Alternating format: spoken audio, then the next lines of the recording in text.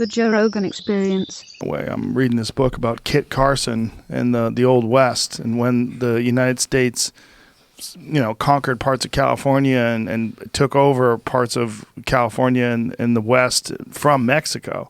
And it was crazy back then. Yeah. And they were talking about the chaos in the Mexican government and the Mexican military back then in the 1800s. Yeah. So people kind of realize if you want to be an officer in the Mexican army, you have to go through war college, and there's different ways to go about it, but there's a lot of hereditary stuff going on there. Hereditary.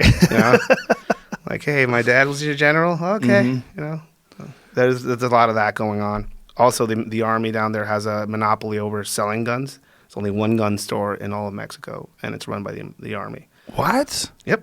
One gun store in all of Mexico, and it's run by the army, and you have to fly to Mexico City to get a license and to procure a firearm legally. So if you live in the Yucatan, you have to fly to Mexico. You got to fly to Mexico City to get a gun.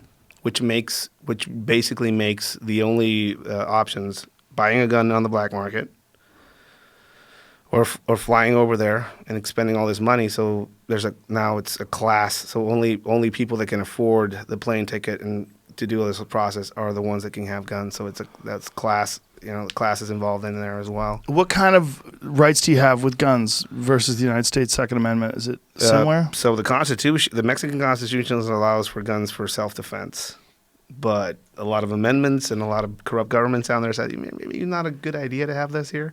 So progressively throughout recent Mexican history, it's become more and more strict. Right, certain rounds aren't allowed, certain calibers aren't allowed, and just plainly the sale of firearms in all of Mexico is just relegated to a single gun store in Mexico City. So you can't carry them without a permit. And to get a permit, you have to know somebody that knows the presidente or a general or something. Well, what about all those gentlemen we saw in that video just walking in front of those government agents with guns? Why didn't they arrest them? They should have. Seems like those lawbreakers. The only people that respect those laws are law-abiding citizens. There was a case in Veracruz of an old man, a former army guy, older gentleman. His son tried to get abducted, something like that. He had this old Mauser rifle, and he shot dead one of the guys that was chasing him, was trying to abduct him. He was arrested for the firearm possession. And Mauser is what Lee Harvey Oswald supposedly used on JFK. Yeah.